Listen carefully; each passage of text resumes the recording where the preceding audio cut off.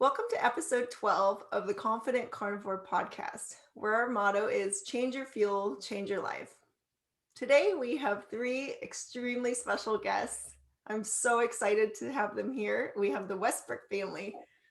Hi there. How are y'all doing? Hi. So, the Westbrooks are actually in Dubai right now, and we're very excited to have them on the show today because they're our first Confident Carnivore family. So, we're going to hear a lot more about how they came to carnivore and what they've seen as far as how their lives and their health has changed in choosing to be on a carnivore diet as a family. So, before we dive in, we're just going to share a few photos so we can see what they were like before coming to carnivore. So here Wow. you are. If y'all want to say anything about this photo. Well, we've always, yeah, we've always struggled with weight, haven't we? Yeah. I used to run marathons, and then you just eat all the wrong foods, and it's always been difficult. And work gets in the way. I think this is when we started our new business, so it's just working nonstop. I think it made an impact. Yeah, we lost our jobs from Pfizer in 2011, and we spent a good chunk of time setting up companies. And you work all the time, and then you get to the end of the day and you realise that you haven't prepared anything for dinner. So then you just go for something easy like a ready meal or takeaway or something. But of course, that's not good nutrition for your body. And that was kind of the net result. The little baby is my our nephew. Not Oh, that there's an extra child in the And I picture. suppose we also knew there was something wrong, and we just tried all these different diets, and nothing really worked. I think that's the key. We knew something was wrong, but I think work just got in the way. And previously to that, I used to run marathons and run like that's a Labrador. I used to have my Labradors running every weekend, and for about 20 miles until they were completely exhausted. And then even then, I was still putting on weight because you think you can eat as many carbs as you like because you're running so much. In fact, when you're running, they encourage you to eat carbs. And I worked out I had to exercise so much just to maintain my weight. And as you're getting older, I don't know what was going on. It was really odd. wow. Okay. So that's sort of before you guys are carb fueled for sure here, right? And then, Definitely. oop, let's see if I can go. And now we have this is your fairly recent carnivore photo, right? No, this was when we were in the middle of our sort of keto journey. Oh, So we prior to carnivore, we'd been keto for 3 years, and we lost like all our weight that way at that time. And we were using this EMS training as like a muscle toning thing. I'm sure you have it in It the was States. it was interesting because I think going back many years ago, we lost weight doing that South Beach diet, Yeah. yeah, and that's actually low carb, but we didn't really think of it at the time. It was just we just followed this diet, and then we lost weight, and we lost a lot of weight, yeah. But then because you're not educating your body, and you're thinking, okay, I've lost that weight, I'll just go back to normal, and you just go back to normal eating, and you're with friends, and you're eating like, and you try to eat healthy because now, if you look at the food pyramid, we've all been trying to eat well, and you're supposed to eat bread and pasta and rice and vegetables and whatnot. And you've been taught that since I'm 50. You've been taught that all my life, and it's just and when we just continually putting on weight and you just don't understand it. And then I remember we get really frustrated. We would go on some crazy diet like a juice diet. We on juicing that does nothing, and we did something else, and we did something else, and then you just sort of give up. And especially when that period of time when we were working so hard, you just gave up. And then we moved to Dubai, didn't we? And it's interesting in Dubai. UAE consumes the most sugar per capita Was it 150 kilograms per person per year? It's around that 130 to 150 kilograms of sugar per person per year. And it's mainly because they eat a lot of rice, they have a lot of sugary, a lot of fruit juices, a lot of smoothies, lots of dates, lots of paste like Egyptian pastries or Middle Eastern pastries. And so there's lots and lots of sugar.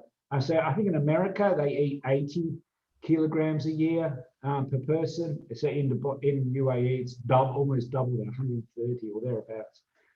So it's a real issue here. And so when we came here, we try to embrace the culture and try to eat the foods that they were eating. And of course, that was no good for us. And we really noticed that Tilly started to put on a lot of weight and started to look like a bit of a beach ball. And Wow. Well, how old was Tilly at the time? 11. yeah, Oh, and wow. we couldn't understand what was going on. And then we thought it has to be sugar. So we said, oh, what's the diet that we really worked really well? And we said, oh, it's a South Beach diet. And then we started watching that film. Was it that sugar film? Yeah. That sugar film by an Australian guy. It's the best film. That changed our life because it showed you that when you go to a supermarket, about 90% of the sugar of the supermarket is just sugar, and there's only very few things that are non-sugar. And then simultaneously to that, we started thinking about sugar, and then CrossFit was very sort of anti-sugar at the time. So that's when Tilly and I started getting into CrossFit and doing a lot of CrossFit.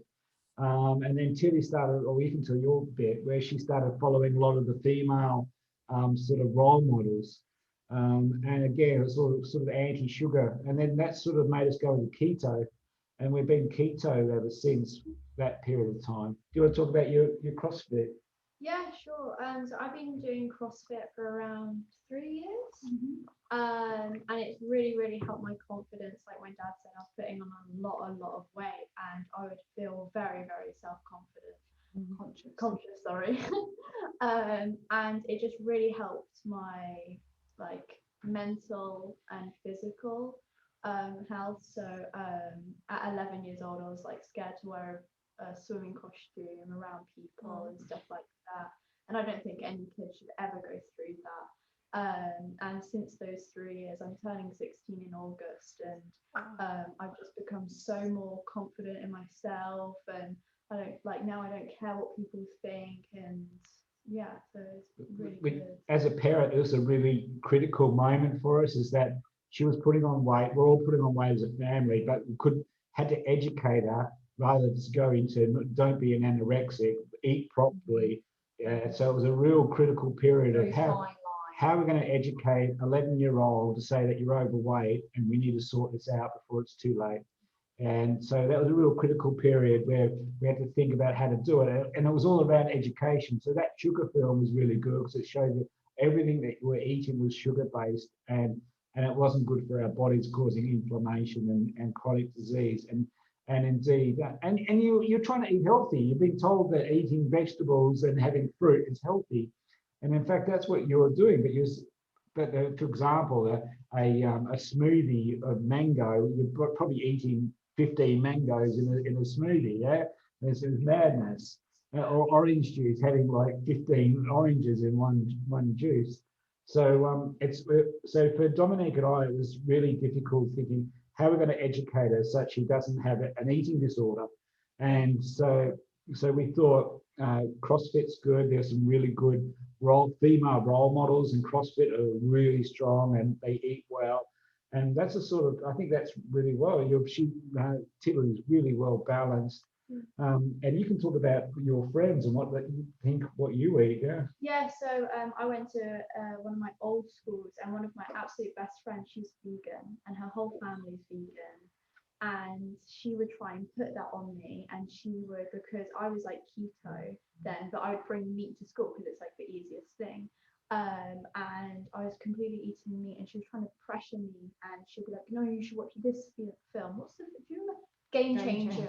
You should watch Game Changer. It's amazing," and all of this stuff. And like, I was kind of vegan because my sister's completely vegan, but now after watching that, I'm like fully vegan.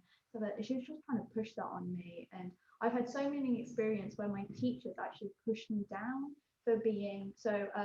One of my first English teachers in Dubai said I shouldn't do CrossFit because it stunts your growth and stuff like that. And she's absolutely tiny. I don't even know what she's talking about. Yeah, Oh my so goodness. yeah, and I've had so many times where my friend, she was absolutely eating nothing, and she was vegan. She like keeps eating the Beyond Burger and stuff like that, and her mental health is absolutely terrible. She's having absolutely zero sleep. She barely eats and stuff like that, and I completely think it's a diet. Like, it's just crazy. And I'm trying. Last year I was trying to say maybe you should change your diet, but you never want to push your friends to do anything. Like, they're just gonna push you away. It's a tricky age, because a lot of her friends are on like anxiety meds and stuff like this. And I definitely think that the carnivore way of eating, and previously keto as well, just having that sort of fat and the balance has really helped her be like the least up and down of her friends. Wow. Do you know what I mean? It's a tricky age at the best of times, isn't it? Especially Absolutely. So much pressure with social media and comparisons, and it's hard enough as it is without having all of that extra pressure. And that's why I follow all the CrossFitters. So Katrin Davis' daughter, Sarah Sigmund's daughter, Tia Claire Toomey, all of them are such amazing role models. They're training every single day, and that's all I want to do in life. All I want to do is train CrossFit, open up my own gym, and that's like completely what I want to do. oh, it's amazing. And I'm so inspired by you. I mean, you're turning 16 and you have all of this strength and mental clarity and so much potential, and your pictures are amazing. When I saw them, I thought, oh my gosh. I mean, you're going to be a role model for so many, for so many young women. And I am wondering though, because it looks like you experienced a lot of improvements in your health and weight loss on keto. So how did you end up coming to carnivore? So it's a funny story. I mean, it wasn't intentional at all, but during COVID lockdown, Simon bought a meat smoker. And in doing all of his like methodical run-throughs of trying to perfect brisket and short ribs and stuff, our diet was, I would say 95% carnivore anyway. And then obviously with keto, we'd known about carnivore, and very often we'd have August off being keto because we'd usually travel around Europe with friends or what have you. So there'd be, a fair amount of alcohol and good food and etc. etc. And we never worried too much about, what we were eating. We didn't completely go off the rails, but we were more relaxed. It's a holiday. So for the last sort of 2-3 years, September, we would generally do like Carnivore September, just as a bit of a kickstart, get you back on track and stuff. So we kind of knew of it anyway. And we followed Sean Baker for a long time. And I think there must have been a MeatRx thing that kind of inspired us, and we just decided on a day, right, this is what we're going to do. We're going to kick our health into touch. Not that it was bad beforehand, we'd seen a lot of positive gains from going keto, and we joined the MeatRx community, and we've just taken it from there. So we're now on about day 205 of being carnivore. And I would say on the most part, apart from a few indiscretions, no complete day-long blowouts, a couple of scenarios you can't do much about that crop up for everyone, I guess. Yeah, we've been to, we worked out you can go to restaurants, you can go away and go on a holiday, and you can generally eat okay. And as long as I think the tricky thing is that you've got to get enough fat in your diet. That's hard if you're and holidaying. I think if you're holidaying, you just got to eat butter. And people often don't know what butter is. Yeah, so we had a time, didn't we? Yeah, we and then away. say, have you got butter? And they all say yes, we've got butter, and they'll come back with like butter margarine mixtures and stuff like that, or margarine, and then you go, no, I just want some butter. Or you say, oh, can I have my steak? And I say, oh, how do you want your steak? You say, I want it rare. You say, I want it really rare. I want it rare, and I want a big lump of butter on the top of it. And they sort of look at you strange, what's going on. But generally, we know what to order when we go away or go to a restaurant. Yeah. So, but yeah, so we haven't had any huge fall downs in those 200 odd days, and we're really happy. Interestingly, on going to a restaurant, when vegans order, they're really fussy when they order. Yeah, they'll talk to the waiter, yeah, for about 10 minutes and say, oh, I don't have this, I don't have that, I don't want that, I don't want that, I don't want that. So being carnivore, we should not be fazed by this whatsoever. We should say to the waiter, I just want a piece of meat, yeah, with some salt and a lump of butter on the side, and that's all I want. And they look at you strangely and say, what, no chips? Yeah, no chips. Yeah, get rid of it. Yeah. So, but being since we went from keto to carnivore, one really interesting thing's changed, because when you're keto, you have all those keto treats and you have lots of sweet stuffs and substitute for desserts. Is that we notice that we don't crave sweet things at all anymore. And going back to my question about one of the drivers behind going carnivore, is we found we were getting more and more hooked on the sweet treats. Mm-hmm. So there's a great keto bakery in Dubai, and we helped them develop a number of their products. Like they'd give them to us to taste, test, change this, la la la, just from using them for 3 years or whatever. But we found it was just getting a bit more frequent, whereas it was like, oh, you've had a great school report, let's get keto Cinnabons. It was like, oh, it's Friday and we just happen to be driving past, let's go in. Do you know what I mean? And they started doing like keto Nutella and bread and, and we could smash a loaf in a day. And it wasn't cheap, and it was full of like vital wheat gluten and all these other things.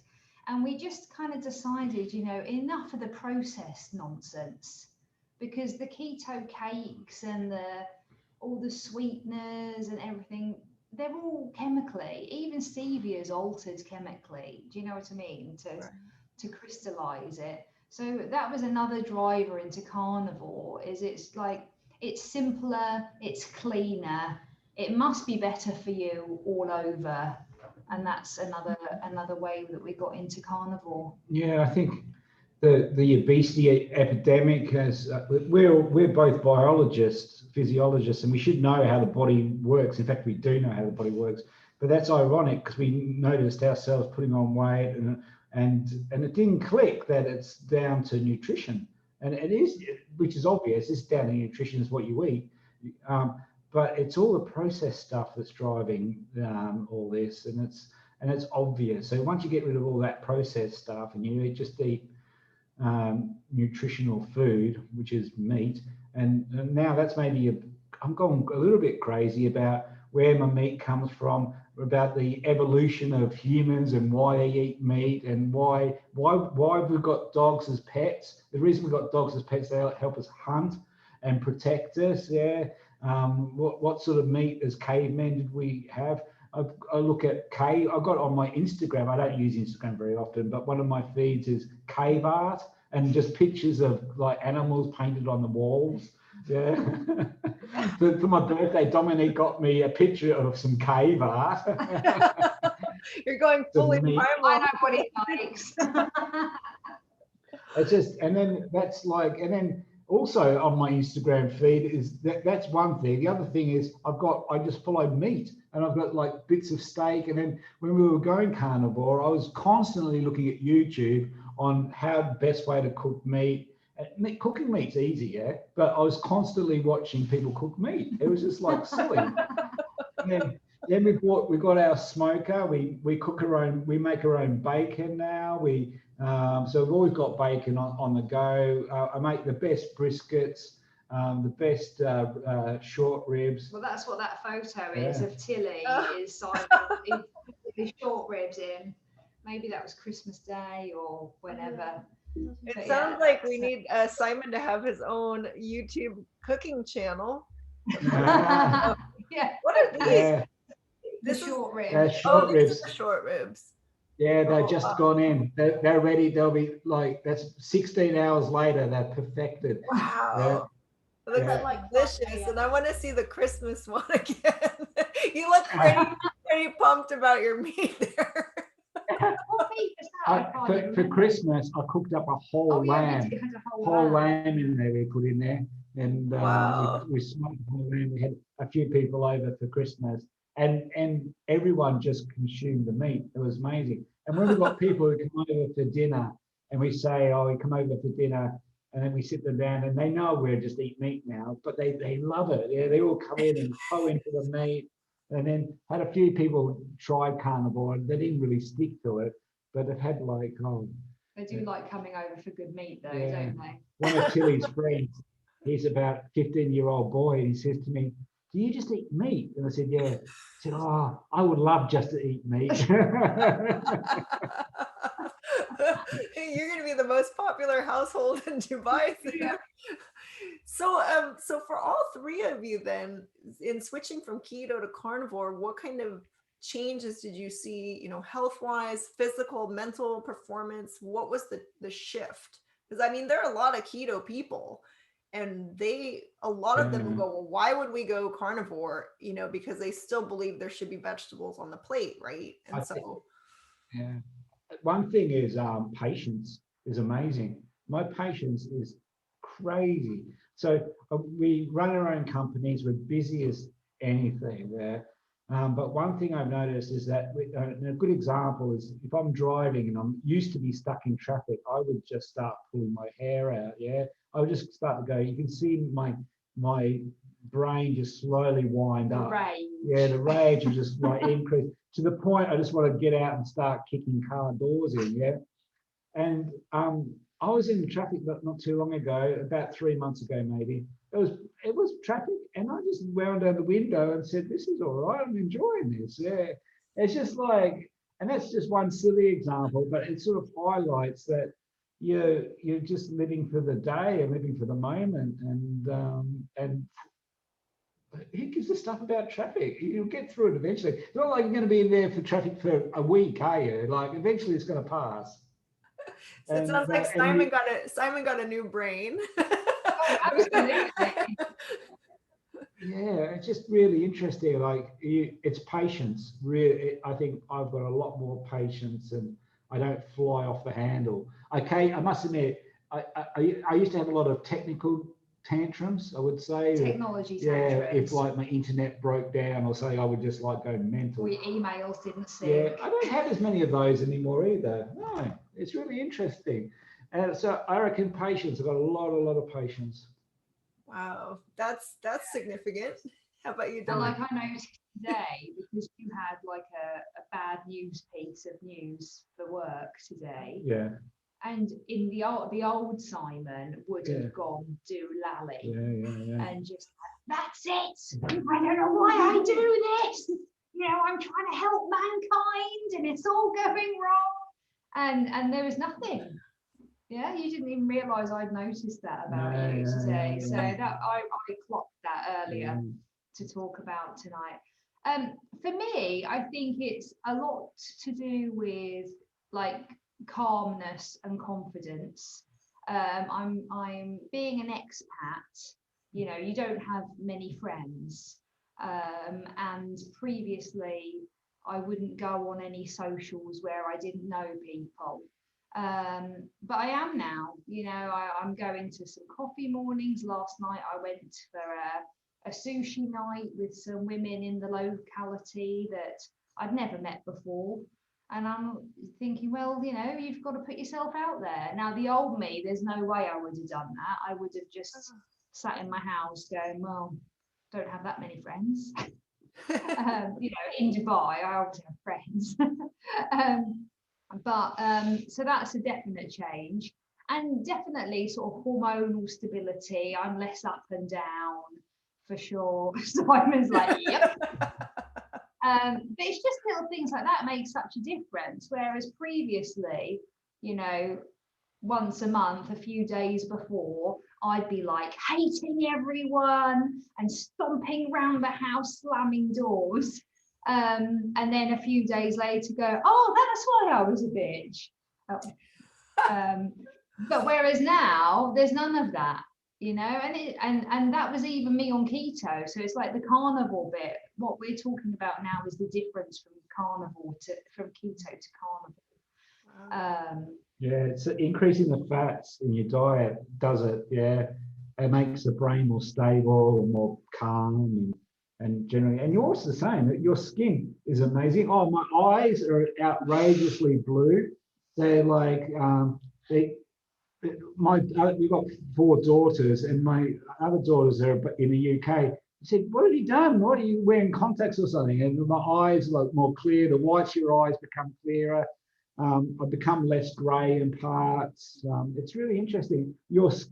Tilly's skin is just perfect. She used to have not a lot of actually, but parts of Yeah, it. so when I was in keto, because we were supplementing the sugar with fake sugars, I used to have loads of acne across my chin, and I used to be like really self-conscious.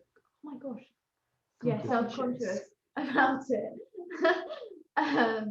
And I used to try and hide it and stuff like that. But it's really helped. Carnivore's really helped. And also going even from like normal to keto, my grades went up. Wow. And it is that fat. And all my teachers are like, what did you do? Like, your grades have just skyrocketed. And it's just that cloudiness that I had. And even like still carnivore has helped that and stuff like that. And more carnivore has helped with my emotions, definitely. I used to get triggered. Where did I get that from? I used to get triggered quite a lot by like a lot of things. Like one thing would just ruin my day. And now I'm like very like chillax and like cool. And also CrossFit, like I never got that kind of adrenaline from it. I did, but not as much. And as soon as I went on carnivore, my energy went up, and yeah, it was like I finally got that like No, it's good. The energy on carnivore is really interesting. So I ride a bike, and in fact I did a race, and I was keto 2 years ago. I did a race around Oman, and it was 1,000-kilometer race, self-sufficient. So they said, here's the start line. You got to go around the whole of Oman, and you've got to do it as fast as you can. You've got to go to these checkpoints. And it's all self-sufficient. So you sleep on the side of the road if you want to sleep, or you sleep on the beach. And I was keto, and interestingly, the energy is outrageous on being on keto. You basically don't eat. I did that race in 2.5 days. The winner actually did it in 36 hours. But then I've noticed being carnivore, I can cycle about 100 miles plus. Without eating. I just hop on my bike and off I go, and I'll finish that really quickly. Within 5.5 hours, I can cycle 100 miles easy. I won't need to eat. I'll just drink water and electrolytes, no sugar. And all my friends and all my cycling buddies were getting out their bananas and all the silly gels, and they're smashing them all back. And some of them will, like, because of the ups and downs of their sugar rushes, they'll just tail off, and I'm just like keep going. So it's really interesting that carnivore makes sense. And back to the sort of hunting scenario, evolutionary, it makes 100% sense. You should be able to get up in the morning and go for 6 hours without falling down or breaking down and needing something to eat in order to hunt. Yeah, it makes 100% sense. So you should be able to continually have energy throughout the day, even in a starvation mode, and be able to, in my case, cycle, but be able to hunt for 6 hours, not knowing that you're going to get your food or not. So you haven't got a banana in your back pocket. You haven't got a gel of glucose. Sugary glue. Yeah, and going back to cycling and stuff like that, me and my dad did this cycling thing. What was it, like 7K, like it was like a short family ride, wasn't it? Yeah. And we cycled there, did it, and came back. Yeah. We did like 70k Yeah. that morning, and You didn't eat. and yeah, I didn't eat. I barely drank any water. It was not that good, but and it was really funny because it was like this one loop, and it was like 14k in total. It was like Yeah, a but really you cycled down there, cycled yeah, back. so we cycled there, did it a couple of times, cycled back, and we just saw all these like professional people with full like copied suits, and it was like me and my dad just like trying to ride, and all of them like getting their gels out and stuff like that, and I'm like 15 years old and I can like lap you guys. Are you serious right now? Because in the States they're miles, aren't they? Yeah. So it must have been about 60 miles. Yeah. Wow. Yeah. And then we got home and we're like, oh, should we eat now? And I mean, I don't know if you all have noticed this, but I feel like not only you're not stuck eating, but you also don't have to poop or pee as much. I've noticed, because I feel like I don't know about you all, but I don't drink as much, but I definitely don't poop as much. And to me, that frees up your day, frees up, like if you're going on a 60-mile bike ride, well, you don't have to stop and go to the You're not having to stop during your ride, I guess. Yeah. No, it's super interesting way of eating, and it's also we've been educated to eat 3 meals a day, and we have breakfast as the most important meal. And interestingly, having a daughter who goes to school, you don't need, we encourage her to only eat when you're hungry. So she goes to school not having breakfast, and maybe her first meal of the day is her lunch. And tell about the sort of diary you had to write, food diary. Ooh, okay. So for PE, we had to write a daily food planner. And we had to first make what we had that day. So then I put all mine, we have steak fondue. Yeah. We had steak fondue that night. So and you also had some pork ribs. Yeah, so I had pork ribs for lunch, then we had steak fondue. Daddy makes like full cheese fondue thing. It's amazing. So then I put it all in this like generator, and it was MyFitnessPal they had Yeah, to use, so that's she it. had to plug in her day's food into MyFitnessPal. So that day I had 0 sugar, next to nothing carbs because of the cheese and whatever, and my fat and my protein was through the roof. Whoops. So we're expecting like child abuse, people knocking on our door, saying, what are you feeding your child? Basically fat and protein. Yeah. So then we had to screenshot it and send it to him, and then we had to do a balanced diet or whatever that is. So then we were like, okay, what do like normal people eat? And it's like, so we had breakfast, I had fruit, I didn't actually eat this, but Fruit Loops and a coffee and low fat milk in my cereal and my coffee and almond because milk. she had to make it fit the macros that MyFitnessPal said. But the amount of food oh my God, it just went this on list and on and on just to try and hit the targets. It's mid-morning you're having a biscuit and an apple, mid-afternoon you're having this and a smoothie, and this is just like, and Tilly's saying, do people really eat all this food? And it was like, oh, we have to add more sugar. Okay, Cadbury, just put a Cadbury bar in there. Just try and get it up. It's sort of, but it's sort of the word balanced diet sort of highlights it. So she's been educated. She goes to an American school, been educated in an American school system to put what this balanced diet is, and it contains tons of sugar. It must have been at least 40% sugar diet, probably even more.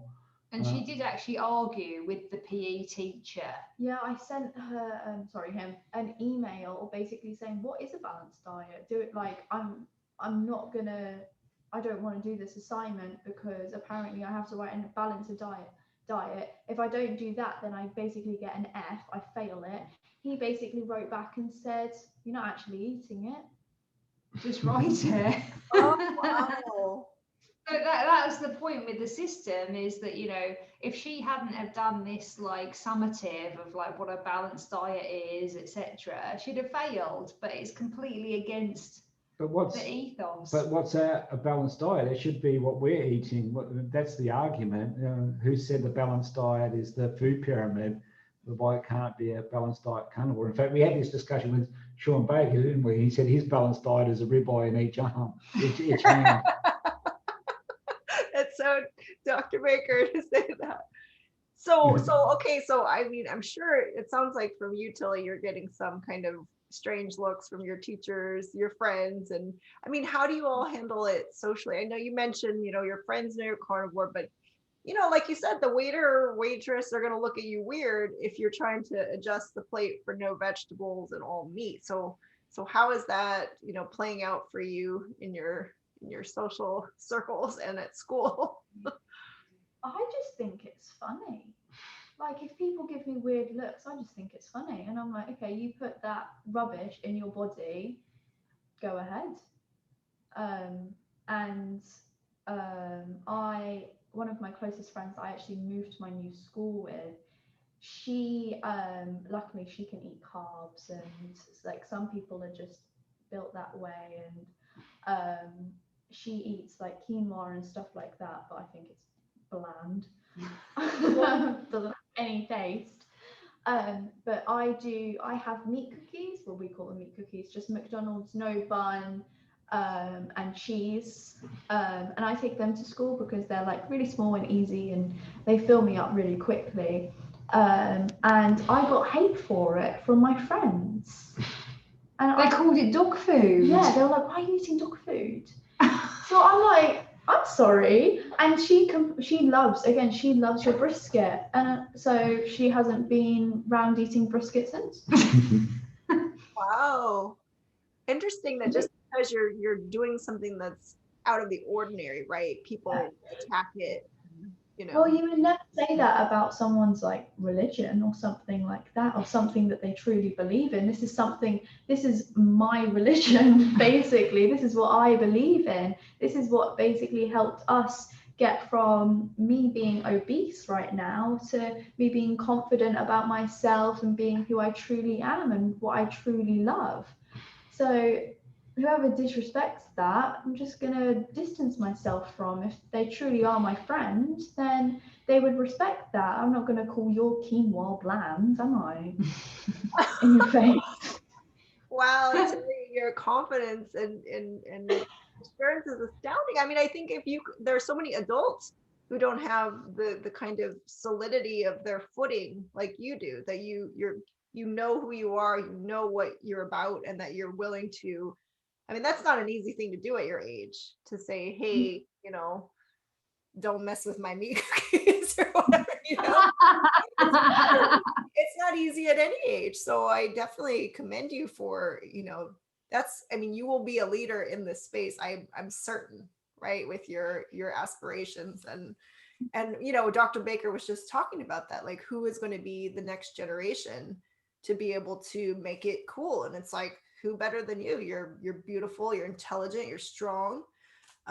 So I don't know what your parents want for you, but I think you have a very strong future in whatever you have your sights set on. So, and this is like a classic testament to the confident carnivore thing, isn't it? It's like, absolutely, how many 15-year-olds would actually stand up against their close friends and their peers, argue scientific rationale with their PE teacher, and make a stand on what makes them feel good, rather than just going with the flow and becoming a vegan like everyone else of her 15-year-old female friends. Absolutely. And I actually was just thinking back to, I had my sweet 16 birthday party, and my favorite foods at the time were pizza and lasagna. And we actually had our friends owned an Italian restaurant. So we had the little, white and red checkerboard cloths. And I invited all my friends over, and we had pizza and lasagna. And I remember at your age, Tilly, I was just turning 16 and I was super emotional, had acne all over my face. I was wearing my braces, and I was extremely insecure. And I was so nervous about whether anybody would even come to my birthday party, right? Because I I was just riddled with self-doubt, very emotional. My family life was dysfunctional and it was a nightmare. And I think back and it's like, well, look at what I was eating. My favorite foods were pizza and lasagna, right? So I mean, hearing you, it's just like, it gives me the chills that this is possible, from your age. Being completely honest and transparent, like if she goes to a sleepover at a friend's house or something, we have no control over what the parents put in front of her and stuff. And, she's obviously going to eat what they give her. And 9 times out of 10, it's pizza and ice cream. To be honest, I did have pizza today. She was at a friend's. But she knows she's going to pay for it, yeah. And yeah. So how do you feel after eating stuff like that? I feel all right. Just tomorrow, I know I'm just going to be a little bit sluggish, and I'll be a bit bloated. And obviously, like, you have your bad days and stuff like that. You can't always be like have a hard shell, but you do have your days, and that's what your parents are there for. Well, no, you're being self-educated now that you know how to get back on track and know what food's good for your body. So if you do have a situation where you're fed and you have, because obviously for us, we can go, oh no, sorry, we don't eat that. Bit harder. Yeah, because you guys have each other. But you can't. Alone you're going to go out in the world, and you should be able to choose what you want to eat as a person. Yeah, so exactly. You should know how to handle those situations. You can't be that militant. We never say to her, if you go out and they give you pizza, you're not having any. Because that would never work. It's like she knows how it makes her body feel, and she made that choice today. Maybe it's due to hunger, maybe it's due to that's what everyone else is eating, but you make your own decisions. And we all have to do that at every age, right? We're always going to be navigating those situations, and you don't always have perfect circumstances to be able to. I remember, Dominique, you sharing your amusement park story, the roller ride, right? I remember. What do you call them? The roller. Right? I mean, that was a moment of desperation, right? Weren't you at an amusement park and you had to deviate? Yeah. Where were we? Daddy wasn't there. It was you and the Wibleys. You were stressed. Yeah. So I had to go on this like roller coaster, and when I came off it, because I was helping my friends with their little kids. And I went on it and I was like absolutely shaking, and I just came over so unbelievably hungry, and there was nothing to eat, but I just couldn't get the thought of food out of my head, and so obviously I just ate rubbish. How did you feel after that? Well, I felt a bit the as in, what were the side effects of that? Yeah, so it was the adrenaline obviously driving this insane hunger, because I haven't felt hunger like that for a long time. So it was obviously the adrenaline driving it. So at the time, and I was like ever so shaky. So at the time, the food satisfied that, and I felt a lot better. But like that evening, I was exhausted. Yeah, didn't you have a nap? Yeah, I think I might have had a nap, which is very unlike me. And I just felt dreadful for the rest of the day. But I need, in that moment, I needed something. Right. My body was crying out for something. Right. And we all have to face those situations at times. But as Simon said, you know what works for your body, and you just get back on track. Because I feel like once you've established that foundation, things aren't, you're going to feel crummy for a day or two. Yeah. But you can really, get back on track much faster than when your body has to transition from any other diet onto carnivore, right? You have a pretty good established, basis for your moods and everything, right? Your energy and all that. What about your family dynamic? I mean, I think we can probably, conclude that based on everybody feeling better, everybody being in a better optimal state of confidence and calm, and Simon being more patient and everything, how has being carnivore shifted your family dynamics? It's been good. I think We have, like all families, have your moments, especially having teenagers in the house. But no, I think it's really improved. I think the patience and the understanding and the female hormones, they're all under control. So it's good. Exactly. Yeah, I absolutely agree. I think part of this process is because moods are calmer on all parties, not just the females. Yeah, exactly. It's easier to talk about things that you're unhappy with without other people flying off the handle. It's easier to broach tricky conversations. But like any other family, there are times when they're shouting in this house, usually at teenagers that don't do what they're told. And I still want to go back just a little bit to the keto thing, because I think people are still very hung up on, even if you tell them you're carnivore, they think, well, what's the harm? Can't there only be benefit in keeping some, like, say, low starch vegetables on the plate?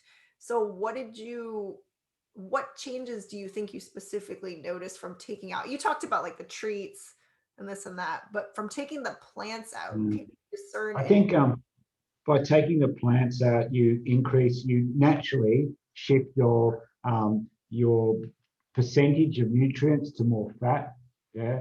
And by shifting the percentage of nutrients to more fat, that's where the clarity comes from more, and also the sort of the CNS or mental status of being a carnivore comes from. So the calmness, the patience, the glow, the skin. I think that's a big thing. All our skin improves so dramatically. Strength in your fingernails, all those things that people don't really understand or haven't had. Your eyes improve. I noticed that I used to have dry elbows a lot. That's all gone. There's just little simple things there. I always had dry elbows, and that just disappeared. So I think by taking out all the vegetables, I think naturally the balance between fat and protein and carbohydrates has to go to more fat. And that's where I think that's where the secret of carnivore comes from. It's the high fat diet.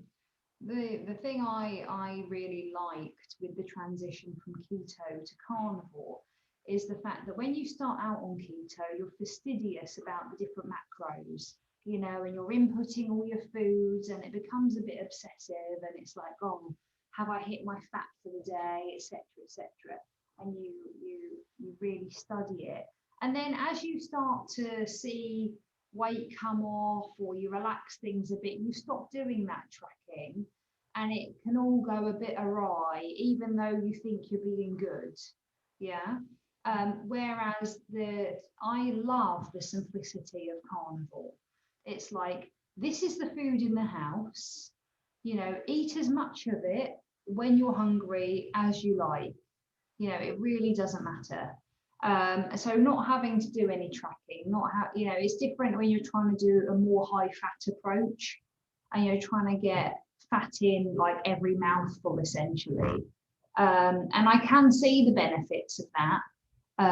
And Simon did it for a little while, and it helped with your energy levels when we sort of first started out.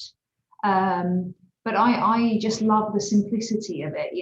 Tilly comes home from school, it's like, oh, what is there to eat? It's like, well, there's a fridge, there's tons of bacon in there, there's cheese, there's often leftover meat. That's another thing about it. Yeah, there's always some kind of leftover meat in the fridge. Yeah. And it might not be what she fancies there and then at the time, but there is always stuff, and you don't have to think about it. But going back to like the vegetables and stuff like that, I still do eat vegetables. Not at home. We do have cucumbers. Oh, occasionally. When's the last time we had a cucumber? I haven't bought any for months. No, but you're partial to a cherry tomato. You might have got a cucumber for Christmas. No, like I am carnivore, but also I do eat vegetables, because vegetables are like, even though they bad for carnivores, I do like them. Yeah, so occasionally, pleasure. if there's no leftover meat, because often for her lunch, she takes the leftover meat the next day for school lunch. But if there isn't any at school, I hate to say it, there's a Subway. It's the school I have canteen. salads from Subway. But she gets the salads from Subway. So I don't get if there's no food left over that night, we can go online and book her salads for the following day. Or you order meat cookies. Yeah, or we get a late night delivery of McDonald's burger patties for her to take the following day sometimes. But one interesting thing about meat-based, so being carnivore, it's really easy to cook. You just cook meat, and you have to think about it.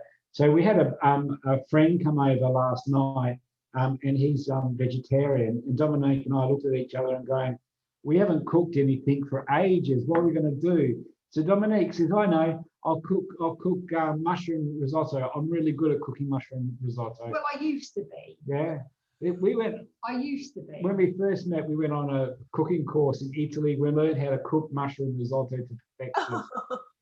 And she decided to cook this mushroom risotto, and it was the worst thing you've ever seen in your life. It looked like someone just vomited on the plate.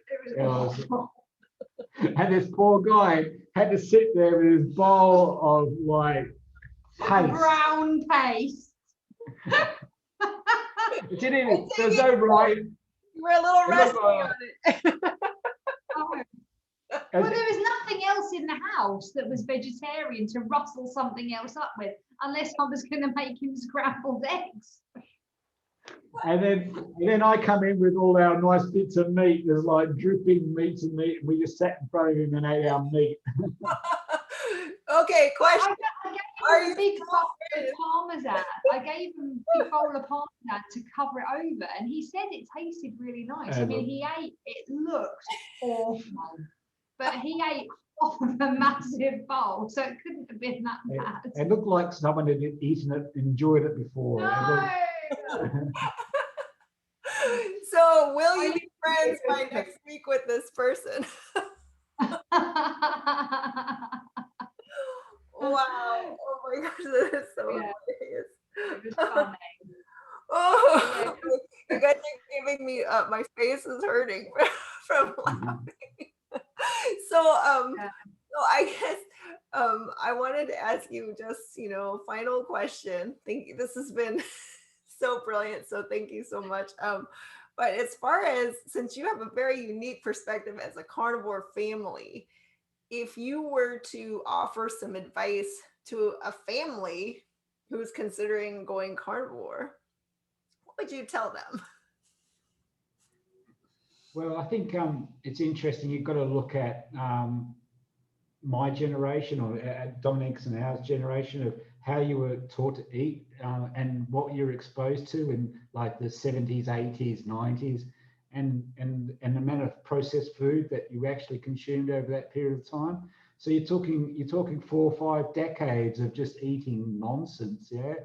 And then if you look at 2 generations back, so my grandmother, maybe my grandmother, her mother, their daily food was meat and 2 vegetables. Yeah, it was really basic. There was no processed food. So I think unfortunately, everyone who lives on the planet in the Western society is getting exposed to processed food, and that's going to really stuff everyone up. And you need to really go back to basics. And the basics is being carnivore is fantastic. It's so simple, so easy to cook. There's no preservatives in meat. It's just meat. Yeah, it's natural food, high nutrition.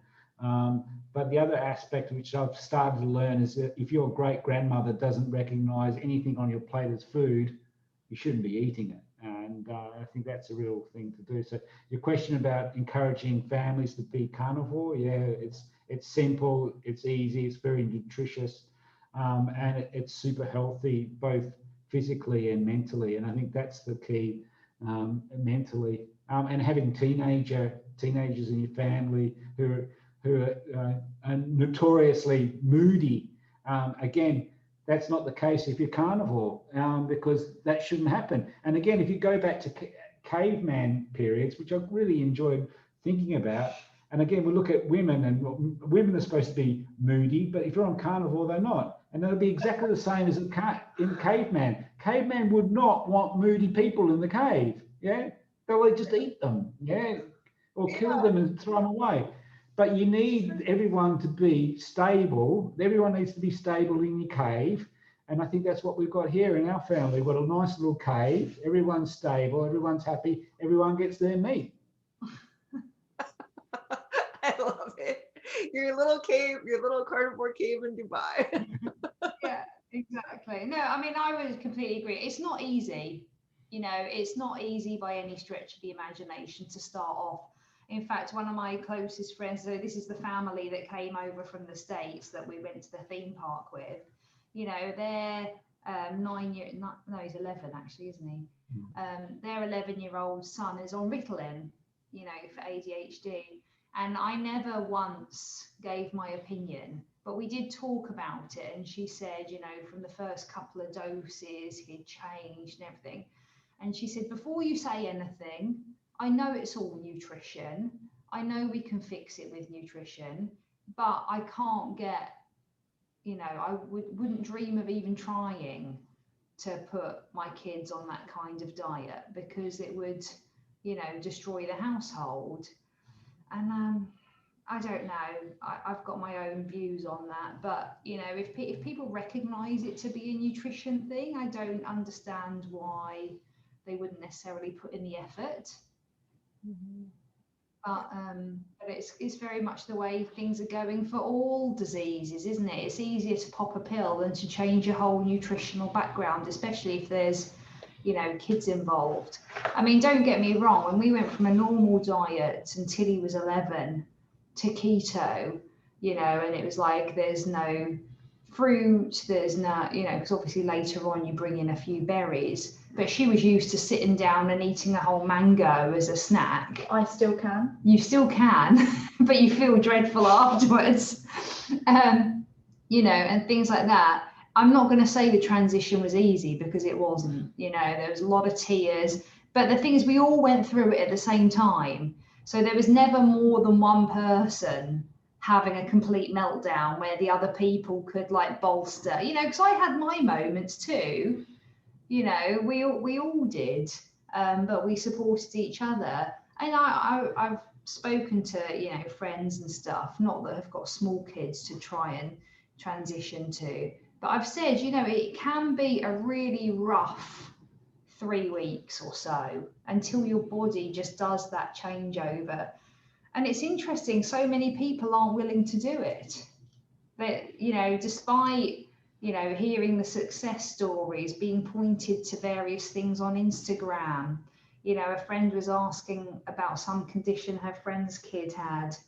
I can't remember what it was. And I said carnivore, and she was like, I knew you'd say that. And I'm like, yeah, but here are the facts. And then I Googled on the MeatRx, I did a search for whatever symptom it was, and sent her like 3 podcasts of people within the MeatRx community that had cured whatever it was. You know, you can only do so much, but it, you know, the transition isn't easy, but neither is having a chronic illness. Yeah, absolutely. And you, Tilly, do you have some tips? Families. I would say make sure you do it together. Even if someone's having like a really, really bad day, try and understand them, because we've all, like we said, we've all been there. And even though it's hard, try and sympathize for the teenager. That's a really good point because I had a meltdown the other day, and I realized, actually I didn't tell you that, I forgot to tell you this. I wasn't on carnivore a couple of days prior, and I had a complete meltdown, and like we were sat on the floor, I was in complete tears, and I never cry. And that really helped me how you were there for me, because she understands that I never cry, but having that person there can help a million times, even if a teacher doesn't understand. Like I've got another story about an English teacher that didn't like how I was carnivore and keto at the time, and I was counting my ketone, not glucose. I had like for school I tested my blood and I was like, this is my glucose, it's cool. And he didn't like that, and he put that on me, and he said it in front of everyone, and I was completely distraught because this is someone I looked up to, and having you guys there and you guys to talk to, it really, really helped. Oh, yeah. Simon, were you going to say something else about? I can't remember. Oh, sorry. Oh, no, it's a really good point, having each other. And I've noticed that in the carnivore community, often there's like only one of the partners doing carnivore, and the other one's not. And I think that's really makes it super hard and unlikely of success. I think you really need to work as a team to work together to improve your health as maybe as a relationship or a family or whatever. It's you've got to work it on it together. And I think there's numerous examples in like the Meat RX community where it's only one of them doing it. And I feel really sorry for those people, because it must be really hard, especially if you're starting up and you've got rubbish food in the house. You're always going to get drawn to it. Just get rid of it. Just need to get rid of all the stuff, get a good big garbage bag and just throw it all away. Yeah, that's a great starter tip, to just get rid of all of it, because, and you're right, it causes, we're actually going to do some Carnivore Couples episodes. So if you two want to be on it, we have, 4 or 5 couples who are both carnivore. And I think it's going to be a really interesting discussion to see, how does that change your relationship dynamics? And like you said, Simon, when you're not on the same page, it's like, it just adds a whole nother level of difficulty to the relationship. And I was going to ask you that you said you have 3 other daughters. Yeah, they're all older. Are they on? I'm assuming they're not on carnivore, right? No, they interestingly, one of them, I remember about 2, maybe 4 years ago, one of them turned vegetarian, and I said to her, "Do what you want to do." She was 17 at the time. Do what you want to do. It's up to you, but make sure that you eat enough fat, because she was doing school, like near school exams. And then she lasted 6 months because her hair started falling out, and she's saying, skin, and she's losing energy. And she said, "I can't do this. I don't know how people are doing it." But it's just another example of peer group pressure on particularly females at that age is a right trigger point. And luckily, she had us to bounce the ideas back. And I remember I bought her online great big ribeyes, and I sent it to her house. And that's a good dad. Well, and especially, I think one of the big issues for women, in addition to being, young and having that pressure, and you're worried about being thin and attractive and everything, but it's also seen as not feminine to not be eating a dainty salad, with a little slice of chicken breast on it at best, I mean, so I think it's, I love Tilly's confidence. It's like, here's my meat, slap it down on the cafeteria. Right?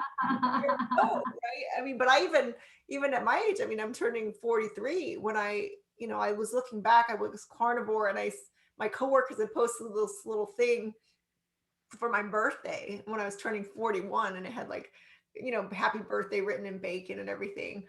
But I work in HR, and all of my colleagues, they're all women, right? And so they're all, at most they might be keto, but it's like everybody's like, you open the refrigerator door and it's like full of like salads, right? Salads in the break room. And then you've got like in the freezer section, there's like lean cuisine and, all of these little like teriyaki bowls with broccoli and all that stuff. And every day I'd be walking to the office, I got a bag of bacon and a bag of steak, and I'm just eating it with my hands. And I can see them just like looking at me like I'm crazy, right? And, I would actually pass out sticks of warm bacon sometimes, and I would notice all of their moods would improve that day, right? Everybody was like always on edge, and like, they're eating out of a vending machine, like little snack packs and everything. And then I pass out the stick of bacon, and within like an hour, everybody's kind of a little bit calmer. But I think there's that pressure, like women, I mean, there's a pressure, I think more so because men, they go carnivore and everyone's like, yeah, that's natural, you know, a man eats a steak. Yeah. But women, it's like you're seen as being, you know, not delicate, not feminine, I think. If you're like, I'll take a ribeye, you know, you go to a restaurant. Well, exactly. I mean, I've been in this exact position where, you know, again, like you're out with people you don't really know, and they're like, oh, I'll order like these 2 little starters, you know, a little something and a little mozzarella or something, and I'll be like, I'll take the ribeye. You know, not only will I not be having 2 little starters, I'll be having a full-on main course. They probably want 2 of them. Yeah, but you know, it is what it is, isn't it? It's like people can either take you or leave you, can't you? It's like, this is me. Well, and I think that's the part I love about the carnivore journey. And we can see it in Tilly, you know, almost 16 years old. It's like, I do feel like for me, that's been the thing, is that I've really, you know, dug into who I am now, because suddenly, you know, food is so significant to everyone, right? Everyone judges you. You don't think about it. It seems simple. It's like, well, it's your choice. You eat what you want to eat, but it's so loaded. And so when you really assert that, no, I'm a carnivore and I'm unapologetic. And, you know, I used to hide at the beginning, and now I'm like, carnivore shirt, carnivore hat, I'm cruising around Santa Cruz. Everybody's a vegan. And it's like, you want to mess with me? Let's go. You know, with that change to defining, you know, it's like it recompositions your body, it rebuilds your mind, and then it resets you into like, no, I'm me. And it's like, take it or leave it. And it's not to be arrogant about it, but really just that confidence that it's like, I completely agree. You either accept me or you don't, right? So, and then in the process, it's just been this magical experience of getting to know you all, you know, through MeetRx, and finding that, you know, like-mindedness and just people who are open. I mean, like Simon, your whole thing of now you're studying all of the, you know, the cave people, and it's like your mind was open. And here you guys work for Pfizer, and it's like you could be totally in this like paradigm, right? But having that fixed mindset and not being open, you never would have come to this, right? And now your mind is going in a whole new pathway of discovery, and now it all makes sense, right? And it's like, if you're biologist, it's like there are so many things pulling for you not to find this, and not to, even if you can cognitively, like Dominique, like you're saying with the mother who maybe she knows to actually do and commit and like push through all the challenges, that takes more, right? But once you get to the other side, then all of a sudden you have all the fruits of that, right? And now you're experiencing the benefits as a family, which is just it's magical.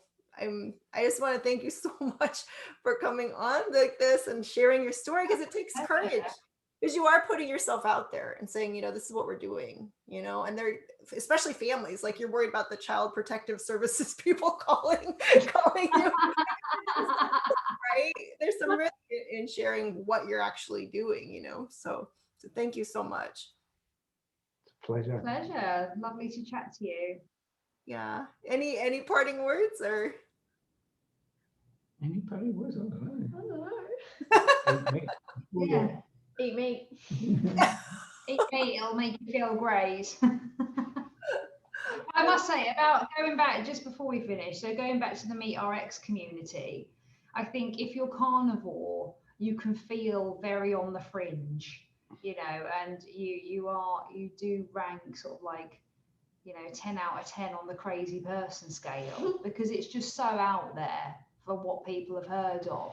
So being able to tap into the community of like-minded people who are going through the same thing as you, and for us to all be completely inspired by each other, because everyone inspires each other. You know, everyone has a little tale to tell, and everyone else is sitting there going, wow, you know. And so just being able to tap into that, I think not only has it helped us stay the course, because at times it's not so easy, is it really? You know, but we have our like daily meetings in the calendar. We call it our meet church, because it's how we sort of like round up every day, just like chatting with our our meaty friends, and just, you know, getting on point for the day ahead. And no, it's great. Wonderful. Thank you. That's a great way to close because you definitely do need support on this journey. So, and I'm sorry I made you guys miss the morning, well, not morning for you, but the Dr. Baker community meeting. Not at all. So thank you so much. Thank you to the Westbrook family, and we will see you again in the future. Okay. Take care. Bye. Bye. Take care.